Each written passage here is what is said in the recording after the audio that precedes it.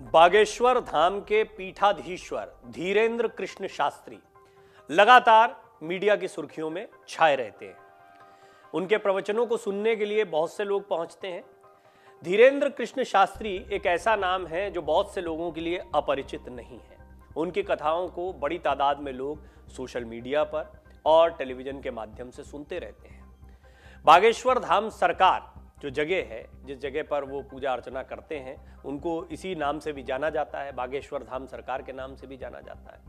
लेकिन एक और महत्वपूर्ण पहलू है उनके व्यक्तित्व का, वो है चमत्कार दिखाना। इस रिपोर्ट में आज हम आपको कुछ महत्वपूर्ण तथ्य बताने जा रहे हैं। चमत्कारों का देश कहा जाता है और कई साधु संतों ने हमारे देश में चमत्कार दिखाए हैं। लेकिन क्या आपको पता है, चमत्कारों को लेकर कुछ नियम, कायदे और कानून भी हैं। चमत्कार दिखाने के नाम पर यदि लोगों की आस्था से खिलवाड़ होता है तो यह कानूनन अपराध होता है। कई संस्थाएं हैं जो बाकायदा इसके लिए काम कर रही हैं। वो ऐसे लोगों पर प्रश्न चिन्ह खड़े करती हैं और सवाल पूछती हैं कि आप इन चमत्कारों के विषय में एक चैलेंज को स्वीकार करें या बताएं कि किस तरीके से ये चीजें कर रहे हैं, क्योंकि जनता इससे भ्रमित होती है। जनता शक्तियों में विश्वास करने लगती है। जनता किसी ऐसी अदृश्य अद्भुत शक्ति पर विश्वास करती है जिसके जरिए आप उनके काम कर सकते हैं। लिहाजा आपकी फैन फॉलोइंग बढ़ती है, लोग बड़ी तादाद में आपके पास में आना शुरू कर देते हैं। कोई नई कहानी नहीं है। आपको याद होगा, ये बड़े बड़े संतों को लेकर इस तरह की बात होती रहती। सत्य साईं को लेकर भी कई वीडियोस वायरल होते रहे। इसको लेकर भी अंधविश्वास उन्मूलन संस्थाएं जो हैं वो काम करती रही। तो ऐसी बहुत सारी बातें हैं जो कई दफा सामने आई हैं। लेकिन भारत आस्था का देश है और हमारे यहाँ पर ये एक प्रबल आस्था है कि जो संत हो जाते हैं, जो संयमी हो जाते हैं, जो योग की उच्च अवस्थाओं को प्राप्त कर लेते हैं, उनमें कुछ अद्भुत अलौकिक शक्तियां आ जाती हैं। बहरहाल इन सब के बीच में ये बड़ा मुश्किल विषय होता है। अब इसमें किसमें है, किसमें नहीं है, और जिनके पास भीड़ लग रही है, जिनका बड़ा कार्यक्रम चल रहा है, देशों में नहीं विदेशों में भी चल रहा है, उन पर क्या व्यावसायिक रूप से चमत्कार दिखाकर लोगों को अपने पास बुलाने के आरोप नहीं लगेंगे? ये एक महत्वपूर्ण प्रश्न भी है। प्रश्न मैं आपके सामने भी रखता हूं। आप इस पर क्या राय रखते हैं? अपनी राय जरूर रखें। बहरहाल मैं आपको खबर बता देता हूं कि चर्चा में क्यों आए हैं बागेश्वर धाम सरकार। दरअसल कम समय में सोशल मीडिया पर अपना नाम कमाने वाले बागेश्वर धाम के पुजारी पंडित धीरेन्द्र कृष्ण शास्त्री एक नए विवाद को लेकर सुर्खियों में हैं। उन पर आरोप है कि उन्होंने नागपुर की अंधश्रद्धा निर्मूलन समिति के लिए आपत्तिजनक भाषा का इस्तेमाल किया। समिति ने पंडित धीरेन्द्र कृष्ण शास्त्री को उनकी शक्तियां सबके सामने साबित करने की चुनौती दी थी। नागपुर में अपना दरबार तय समय से पहले खत्म करने के बाद छतरपुर लौटे पंडित शास्त्री ने इसका जवाब दिया है। उन्होंने कहा कि जब वो नागपुर में मौजूद थे तब क्या उनके बाप मर गए थे या हाथों में चूड़ियां पहन रखी थी? जब हाथी चलता है तो कुत्ते भौंकते ही हैं। बागेश्वर धाम के पीठाधीश्वर धीरेन्द्र कृष्ण शास्त्री ने चमत्कार को चुनौती देने वालों को जवाब देते हुए कहा, हाथी चले बाजार, कुत्ते भौंके हजार। हालांकि बुंदेलखंड से वो आते हैं और बुंदेलखंड में आमतौर पर इस तरह की भाषा का इस्तेमाल होता है, लेकिन नागपुर में कथा करने के बाद बागेश्वर धाम लौटे धीरेन्द्र कृष्ण शास्त्री ने जो बात कही है, ये आपत्तिजनक लगी इस संस्था को। उन्होंने ये भी कहा, धीरेन्द्र कृष्ण शास्त्री ने, कि हम कई साल से बोल रहे हैं कि ना हम कोई चमत्कारी हैं, ना कोई गुरु हैं। नागपुर की अंधश्रद्धा निर्मूलन समिति ने आरोप लगाया था कि उन्होंने चमत्कार के दावे कर कानून का उल्लंघन किया है। अंधश्रद्धा निर्मूलन समिति के संस्थापक और राष्ट्रीय संगठक श्याम मानव का कहना है कि संविधान के अनुसार राम कथा या धर्म का प्रचार प्रसार करना कोई गलत बात नहीं है, ये सभी का अधिकार है। लेकिन धीरेन्द्र कृष्ण ने नागपुर के रेशम बाग मैदान में 7-8 जनवरी को आयोजित दिव्य दरबार में चमत्कारी दावे कर कानून का उल्लंघन किया है। उनका कहना है कि इस दावे का उनके पास वीडियो भी है। इस तरह के दावे करना कानूनन अपराध होता है, ये हम आपको बता दें। चमत्कार हमारे यहाँ पर बड़े आम तौर पर किए जाते हैं और बहुत सारी चीज़ों में कानून नहीं समझते हैं, लेकिन अगर कानूनी तौर पर देखा जाए तो ये कानून का उल्लंघन होता है। आप चमत्कारों के विषय में जब तक इनके बारे में आप पुख्ता तौर पर कोई प्रमाण ना दे पाए, कोई दावा नहीं कर सकते हैं, और इस तरह के दावे करके लोगों को बरगलाना ये एक अपराध माना जाता है। लेकिन ये हुआ है नहीं हुआ है ये एक अलग बिल्कुल कहानी है। इस अंधश्रद्धा उन्मूलन समिति का ये भी कहना है कि हमने शास्त्री को चुनौती दी थी कि अगर वो सही साबित हुए तो हम 30 लाख रुपए देंगे, लेकिन वो चुनौती को अस्वीकार करते हुए 2 दिन पहले ही कथा खत्म कर चले गए। समिति की मांग है कि धीरेन्द्र कृष्ण के खिलाफ केस दर्ज किया जाए और उन्हें गिरफ्तार किया जाए। बागेश्वर धाम के पीठाधीश्वर धीरेन्द्र कृष्ण शास्त्री से उन्हें मिली चुनौती पर जवाब उनसे मांगा गया, उनसे सवाल किया गया तो उन्होंने जवाब दिया। उन्होंने कहा कि हमें किसी भी प्रकार के प्रमाण की आवश्यकता नहीं है, हमें बागेश्वर बालाजी पहले ही प्रमाण दे चुके हैं। हम कई साल से बोल रहे हैं कि ना हम कोई चमत्कारी हैं, ना हम कोई गुरु हैं, ना ही हम कोई ईश्वर हैं, हम तो अपने बागेश्वर बालाजी के सेवक हैं। जैसी प्रेरणा लगती है हम वैसा ही करते हैं। हमने आगामी सभी कथाओं के समय को 2-2 दिन कम किया है। यहाँ पे सवाल ये उठा था कि नागपुर से वो 2 दिन पहले क्यों आ गए, तो उन्होंने बताया कि आगे की जितनी कथाएं हैं उनको भी 2-2 दिन कम किया गया है और ये दरबार जो है वो बालाजी की प्रेरणा से इसी तरह लगता रहेगा। नागपुर में भी 2 दिन का दिव्य दरबार लगा था। 1 दिन की रामकथा के लिए हमने आयोजकों को पहले ही मना कर दिया था, इसलिए रामकथा 7 दिन तक की गई। रायपुर और टीकमगढ़ की कथा को भी 2-2 दिन के लिए घटाया गया है। गुरु जी का जन्मदिन है इसलिए हम 2 दिन कथा से घटा रहे हैं, ये बात उन्होंने कही है। उन्होंने सभी के लिए उन्होंने कहा कि आगे कुछ कार्यक्रम ऐसे थे जिसकी वजह से वो नागपुर से आए, तो नागपुर से वो जल्दी क्यों आ गए पर भी सफाई मांगी जा रही थी उनसे, और क्या उसके पीछे ये चुनौती है। फिर आपने देखा होगा खबरें इस तरह की भी चली कि उनको जब चमत्कार दिखाने की चुनौती मिली तो वो भाग खड़े हुए या वो वहाँ पर नहीं रहे। इस तरह के आरोप भी लगाए गए हैं अंधश्रद्धा उन्मूलन समिति की तरफ से और उन लोगों की तरफ से जो चमत्कारों को पर सवाल खड़े करते हैं। हम आपको बताते हैं कि समिति ने बागेश्वर धाम को चुनौती क्या दी थी। ये चुनौती क्या थी? अंधश्रद्धा निर्मूलन समिति के संस्थापक और राष्ट्रीय संगठक श्याम मानव ने बताया कि वीडियो में महाराज कह रहे हैं कि भूत बाधा की सवारी आती है, उपद्रव किया गया है, गंदी तांत्रिक क्रिया है, तबीयत ठीक नहीं रहती, तत्काल मृत्यु, अभी तक घर में 5 मृत्यु हुई है पितृदोष के कारण, पिता का नाम शंकरलाल है, माइक से बोले हम तुम्हारे सारे कांड खोल देंगे।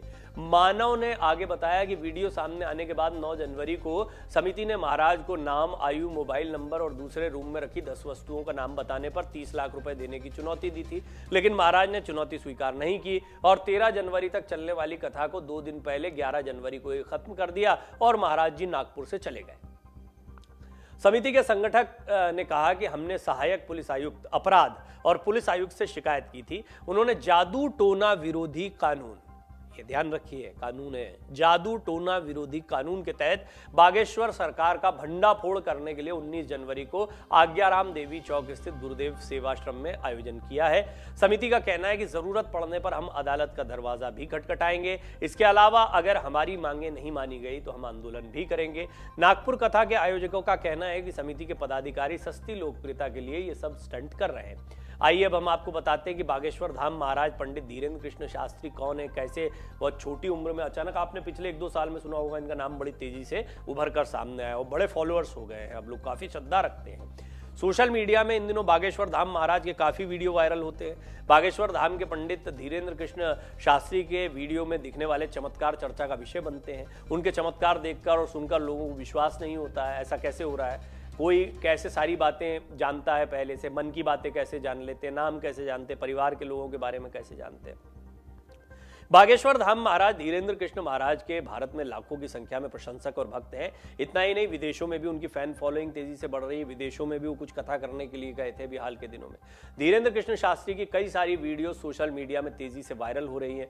वो अपनी रामकथा और दिव्य दरबार को लेकर चर्चा में बने हुए हैं। इतना ही नहीं, कई बार विवादित बयानों को लेकर भी उनका नाम सामने आ चुका है। कहा जा रहा है कि वो अपने दादाजी की तरह छतरपुर के गाँव गढ़ा में बालाजी हनुमान मंदिर के पास दिव्य दरबार लगाते हैं। उनके दादाजी एक विद्वान थे, वो निर्मोही अखाड़े से जुड़े थे। धीरेन्द्र कृष्ण शास्त्री के फैंस उनके दरबार के वीडियोस सोशल मीडिया में पोस्ट कर रहे हैं। उनके दर्शन के लिए भक्तों का तांता ऐसे लगता है बड़ी जबरदस्त तरीके से कि रात रात भर आपको इस छोटी सी जगह पर लोगों का आना जाना देखने को मिलेगा। मतलब इनके दरबार की वजह से, मंदिर की वजह से काफी प्रसिद्ध ये क्षेत्र हो गया, इसमें कोई दो राय नहीं।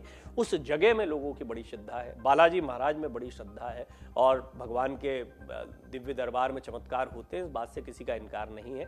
लेकिन जब किसी कथा के दौरान इस तरह का दावा किया जाता है तो फिर उस पर अंधश्रद्धा उन्मूलन समिति की तरह जो समितियां होती हैं वो प्रश्न चिन्ह लगाती हैं। उनका कहना है कि श्रद्धा में कोई दिक्कत नहीं है, ईश्वर में आस्था रखना इसका समर्थन किया जाएगा, लेकिन चमत्कार, भूत बाधा, प्रेत बाधा या ऐसी चीजें जिनको अनसाइंटिफिक माना जाता है, जिनको अंधविश्वास माना जाता है और लोगों के मन में भ्रम पैदा करने वाली होती है, उनके बारे में अगर कोई सार्वजनिक मंच पर इस तरह के दावे करता है तो ये कानून का उल्लंघन होता है। अब बागेश्वर धाम क्या करते हैं, यहाँ पर ये धीरेन्द्र शास्त्री जो हैं वो पर्ची में लोगों की परेशानियां लेते हैं, पर्ची में भक्त अपनी परेशानी को लिखकर दे देते हैं। उनके बागेश्वर धाम महाराज के दरबार में सैकड़ों लोगों की भीड़ जुटती है। उनके प्रशंसक बताते हैं कि पंडित धीरेन्द्र शास्त्री अपने दरबार में किसी भी अनजान व्यक्ति को बुलाते हैं, जब तक वो उनके करीब पहुंचता है पंडित महाराज उस व्यक्ति का नाम और उसका पता एक पर्चे पर लिख देते हैं। लोग इस बात से हैरान हैं कि जब कोई इतना दूर से आया है जिसके बारे में पंडित जी को कुछ नहीं पता, वो कैसे एक पर्चे में एक व्यक्ति के बारे में सब कुछ बता सकते हैं। अब इसके भी बड़े बहुत ही मजेदार उदाहरण देखने को मिलते हैं। देखिए, जादू की एक दुनिया होती है जिसमें हाथ की सफाई जिसको कहा जाता है, और एक से एक जादूगर, आप दांतों तले उंगली दबा लें, इस तरह के जादू जो है अब वो आपको यूट्यूब पर और फेसबुक पर बहुत सामान्य तौर पर वायरल होते हुए मिल जाएंगे। जब आपको लगता है कि ऐसा कैसे हो गया, और उसमें माइंड रीडिंग जैसी बहुत सी चीजें हैं, लेकिन देखिए इसको कला की तरह किसी मंच पर प्रदर्शित करना और इसको भक्तों के बीच में दिव्य शक्ति बताकर प्रदर्शित करना, ये बात इसलिए है क्योंकि बहुत ही फेमस केस है, बहुत ही चर्चित मामला रहा सत्य साईं बाबा का। सत्य साईं बाबा ने इसी तरह के चमत्कारों की बात कही। वो कभी घड़ी निकाल देते थे, विभूति बना देते थे, और उस समय पर ये मैजिक ट्रिक्स जो है बहुत पॉपुलर नहीं थी, लेकिन बाद में ये जो मैजिक ट्रिक्स हैं ये इतनी आसान हो गई कि अब बहुत छोटे छोटे जादूगर या बच्चे इनको करने लगे। जैसे जैसे एक्सपेंशन होता गया वैसे माइंड रीडिंग आप देखते हैं कि लोग क्या सोच रहे हैं, और कई मंचों पर आप देखते हैं कि टैलेंट शोज जो होते हैं उनके मंचों पर भी लोग ये करते दिखाई देते हैं। लेकिन जब इस टैलेंट का उपयोग किसी की परेशानी को दूर करने के लिए और एक थ्योरी को सेट करने के लिए होता है कि आप ऐसा कर रहे हैं, आपके साथ ये हो रहा है क्योंकि कोई प्रेत बाधा है, कोई भूत बाधा है, आपके परिवार में भी ऐसा हुआ, जब इस तरह की बातें होती हैं तो फिर ये बहुत लोगों को इम्पैक्ट करती हैं। और अंधश्रद्धा उन्मूलन जो समिति है वो इसी तरह के विचारों पर कार्य करती है। धीरेन्द्र कृष्ण शास्त्री जी अपने स्तर पर कार्य कर रहे हैं, मंदिर में लोगों की श्रद्धा है, वो बहुत अच्छी कथा पढ़ते हैं, उनके लाखों फॉलोअर्स हैं, इसलिए निश्चित तौर पर उनके जो दावे हैं, और उन्होंने कहा कि मैं कोई खुद कह रहे हैं कि मैं चमत्कारी पुरुष नहीं है, तो उनके लिए श्रद्धा रखने वाले लोग जो हैं वो भी उनके समर्थन में खड़े हैं। उन्मूलन समिति जो बातें उठा रही वो अपनी जगह सही है। अब देखना होगा कि ये दोनों पक्षों में से कौन सा पक्ष सही साबित होता है। पुलिस क्या कोई इस पर कार्रवाई करती है, उन्मूलन समिति इस मुद्दे को कहां तक आगे बढ़ाती है, और बागेश्वर धाम सरकार जो मंदिर की वजह से, कि ये भी कहा जाता है कि आप मंदिर में जाइए, वहां पर आपके सारे कार्य सिद्ध हो जाएंगे, कि किसी व्यक्ति के पास जाने की जरूरत नहीं है। खुद धीरेन्द्र शास्त्री भी कई मंचों पर कहते रहे। तो क्या धीरेन्द्र शास्त्री इस पर कुछ सफाई देंगे आने वाले समय में, या फिर उन्मूलन समिति इस मुद्दे को आगे बढ़ाएगी? पुलिस का क्या रोल रहने वाला? जैसे बहुत से सवाल हैं जो अनफोल्ड होंगे आने वाले दिनों में, जिनके जवाब आने वाले दिनों में मिलेंगे। लेकिन एक बात सही है जो अवश्य याद रखें, श्रद्धा, भक्ति, ईश्वर आस्था, इसको कभी मत छोड़िए। चमत्कार, जादू टोना या ऐसी अनसाइंटिफिक चीजें जिनके बारे में आप नहीं जानते, इनके चक्कर में मत पड़िए। सही है गलत है छोड़िए, इनके चक्कर में मत पड़िए, ये कई विद्वान पहले भी कह चुके हैं। तो ये आपका फैसला है, आप इस मुद्दे पर क्या सोचते हैं? आपको लगता है चमत्कार होते हैं, या फिर चमत्कारों का पर्दाफाश करने के लिए जो समितियां हैं उनका कार्य अच्छा होता है? आपकी राय बहुत महत्वपूर्ण होती है, अपनी राय रखिएगा, फिर मैं इस पर एक डिटेल्ड रिपोर्ट आगे एक बार फिर बनाना चाहूंगा। डाउनलोड करें अमर उजाला ऐप और पाएं खबरें लगातार। अगर आप ये वीडियो YouTube पर देख रहे हैं तो हमारे चैनल को सब्सक्राइब करें और बेल आइकन को दबाना ना भूलें। अगर आप Facebook पर ये वीडियो देख रहे हैं तो हमारे पेज को लाइक करें।